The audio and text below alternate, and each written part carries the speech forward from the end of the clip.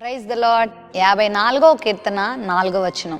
ఇదిగో దేవుడే నాకు సహాయకుడు, ప్రభువే నా ప్రాణమును ఆదరించువాడు. మరి ఈ కీర్తనను కూడా దావీదు భక్తుడే రచించారు.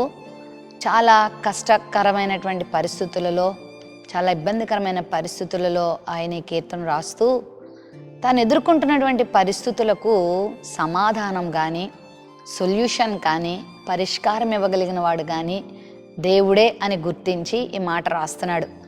దేవుడు మాత్రమే నాకు సహాయకుడు.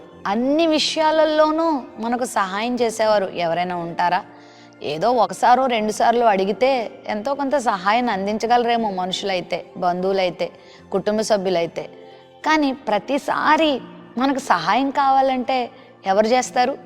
అయితే ఎప్పుడు ఒక విషయం నమ్మండి, నువ్వు ఏ సహాయాన్ని కోరినా, ఎప్పుడు కోరినా, ఎలాంటి స్థితిగతులలో సహాయం కోరినా మన ప్రభు మనకు సహాయం చేసే దేవుడై ఉన్నాడు.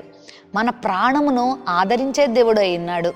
ఒకవేళ ఉదయకాల సమయంలో నాకు సహాయకులు ఎవరున్నారు అని ఎదురు చూస్తున్నావా? నాకు సలహా ఇచ్చేవారు ఎవరు? నాకు చేయూతను అందించేవారు ఎవరు? నా చేయి పట్టుకునేవారు ఎవరు? ఈ ఆర్థిక సమస్య వచ్చింది కదా, దీనిలో నాకు సహాయపడేవారు ఎవరు? అనారోగ్య సమస్య వచ్చింది కదా, నాకు సహాయం ఎక్కడి నుండి వస్తుంది? నన్ను ఎవరు ఆదరిస్తారు? నా ప్రాణమును నాలో నిలబెట్టగలిగిన వారు ఎవరు? నన్ను బలపరచగలవారు ఎవరు అని చాలా సందర్భాల్లో చాలామంది కృంగిపోతూ ఉంటారు. అయితే నువ్వు కృంగిపోవాల్సిన అవసరం లేదు. దావీదు వల్లే నువ్వు కూడా ధైర్యంగా చెప్పు. నువ్వు ఆయన దగ్గరకు వచ్చి ఆయనను వేడుకున్నప్పుడు, ఆయనను ప్రార్థించుకున్నప్పుడు, ప్రభువా నీవే నాకు సహాయం చేయవా అని అడిగితే ఎన్ని వాగ్దానాలు ఆయన ఇచ్చారో తెలుసా?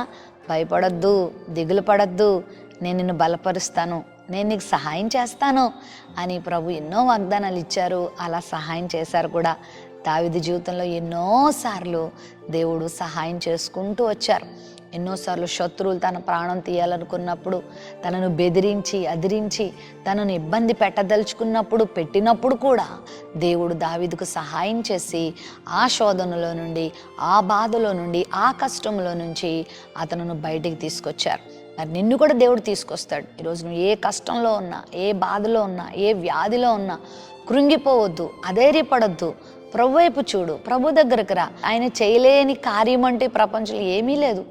ఆయనకు అసాధ్యమైనది ఏదీ లేదు. ఆయన చేయాలనుకున్నప్పుడు, నువ్వు చేయమని ఆయన్ని ప్రాధేయపడినప్పుడు ఖచ్చితంగా నీకు ఆయన మేలు చేస్తారు, నీకు సహాయం చేస్తారు, నీ ప్రాణమును ఆయన ఆదరిస్తారు.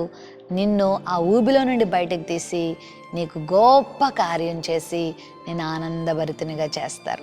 ప్రేమ నమ్మకం కలిగిన మా తండ్రి, ఈ మాటల్ని బిడ్డల జీవితంలో నీరు కట్టి ఫలింపచేయండి.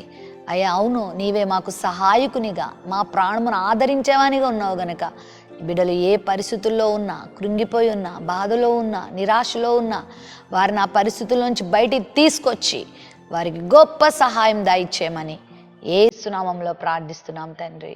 ఆమెన్.